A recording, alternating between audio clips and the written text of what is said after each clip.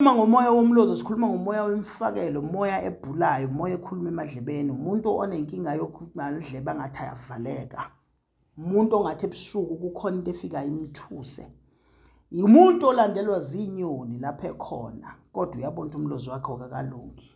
Thwasile mkhulu ngikwenze konke kodwa nginenkinga yomlozo uselele emuva. Yebo ke kuyenziwa. Shoba lezitha leli umkhulu Makhusela isigodlweni sekwemabalabala sika KM Lazi eKZN, gijima uze kithi sikwenzele into yakho uphile. Kwakhele kumlozi wakho uhlale esigodlweni sakho umlozi ukhulume. Umlozi uhamba negona.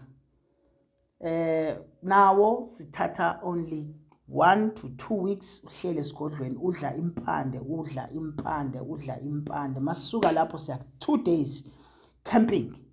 Sidli for that 2 days sifuna amadoda la engakhona. Siphahle entabeni, siphahle emgedeni, siphahle empophomeni, siphahle ezibeni. Izikhulume lento. Buyele ekhaya usiyofaka umlozi wakho awuphothulwa, awunambuzi, awunankomo. Komo usiyobenzela isithebe ngwana nakho sebefikile. Mase ke siyakubongela sifike sizogidisa ukuthi umlozi wakho usukhona sekuvula isigodlo sakho.